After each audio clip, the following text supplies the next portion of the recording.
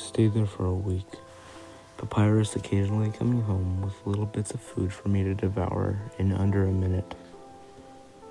The little monster inside me kept screaming for more.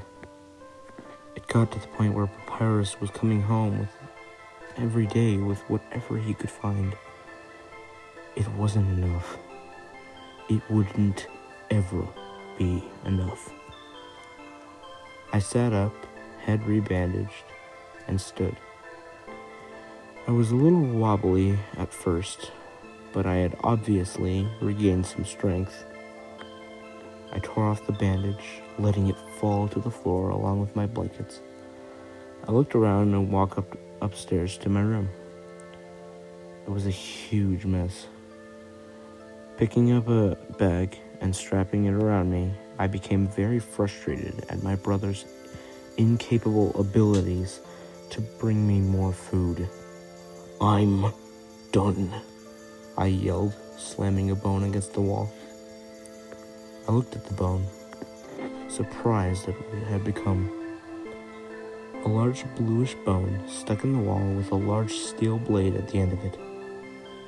An axe? A very wicked-looking axe stuck out of the wall, glowing like it was beckoning me to it. I took it in my hand and yanked it out of the wall. It felt so natural in my hands, like it belonged to nobody else but me. I left the house. There was no point in staying anymore. I looked left and right and decided that left looked like Papyrus hadn't gone that way yet. I looked back at our beautiful house. I was shocked. This once beautiful place I lived in was now half stuck in a huge wall of ice and snow. The front part of the house, or even the parts I could see, were all rotting away, left to decay. The rest of Snowdin was frozen in the same wall. We were all in a huge cave of ice and snow, which contained our entire town of Snowdin. I started walking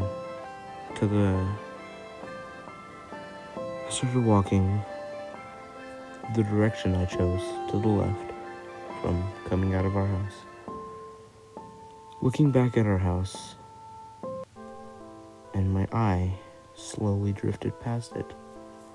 My eyes locked onto the old restaurant with delicately written Grillby's on the front of it in cursive, bold letters. I walked up to the door and tugged on the handle with my free hand. Locked? Was he even in there? I looked through the window and saw a dim light form sprawled across the counter. Grillby? I whispered under my breath. It had to be him. Nobody else had a body that could glow with fire. I went around the back entrance and opened the door into his fire exit, now void of all flame. I let out a sigh of relief as I stepped inside his kitchen, or what might have slightly resembled the kitchen. Pots and pans were thrown all over the place. Food stains covered the ground like paint gone bad. There were stains on the walls that looked completely unnatural. I opened the fridge and my eyes lit up with the glowing world of food that lie on the inside. A few minutes later, I was lying on the ground, covered in emptied pans, wrappers, plates, and everything under the sun. It wasn't enough. I didn't know what to think. I had cleared his entire fridge and it still hadn't quenched my hunger. I threw a butcher knife across the room, rooting it deep into its new brick wall.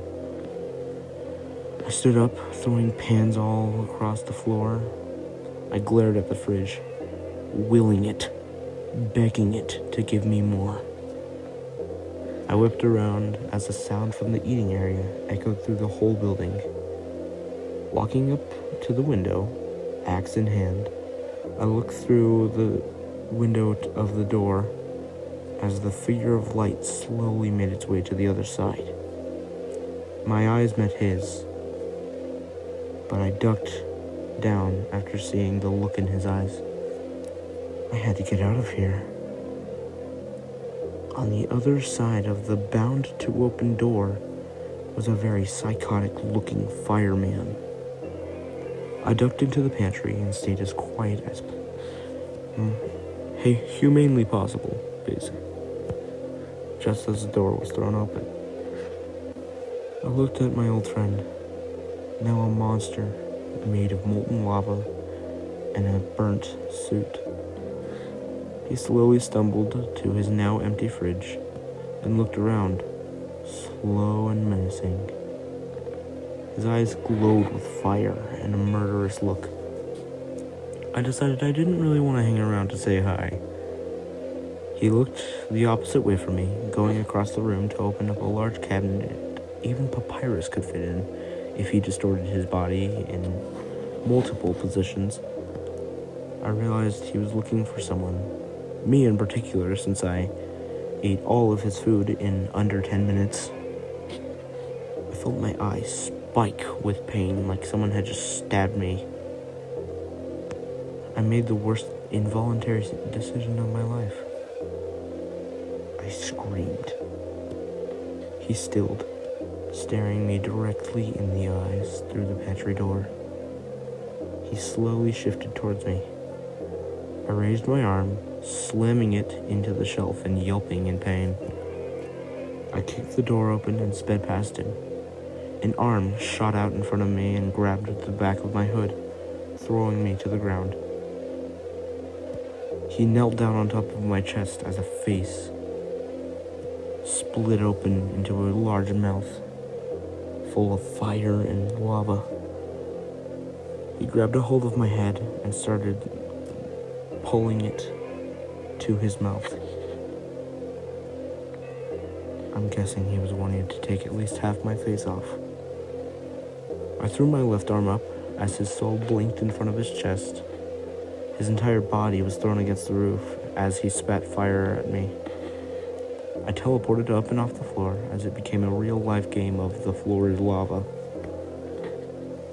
He screamed at me from the roof in a weird choking, shrieking noise. More lava drained out of his mouth as I let him fall to the floor, trying to find a way out. I looked up at a vent system in the roof. I jumped, flying through the air for what felt like ages as a flaming hand brushed against my ribs. I grabbed a hold of the vent covering, which broke and fell off its hinges, which sent me falling to the floor as Groby pounced at me. I teleported at the last possible second up into the vent, looking down at him as he fell into the lava. He wouldn't die since he's made out of fire, but I smiled. I don't know why, but I grinned wickedly at the room now made of lava. Crawling through the vents, I eventually fell out into a pile of snow. I got up, brushing myself off and looking over to the Snowdin. My stomach told me that there was food in the shop. I grinned. 2 minutes later, I was walking to the end of this new Frozen Snowdin with a pack full of food. I knew I'd need it later, even though my stomach wanted to rip the bag to shreds and devour its insides as if it was an animal. I came out of the large ice cave and looked back at it. This used to be my home. I thought about turning back now and waiting for Papyrus, but I couldn't do it. He let me down. I looked forward at the fog between Waterfall and Snowdin. I took a few steps into the fog, smiling. A brand new adventure for me, myself, and I. How exciting.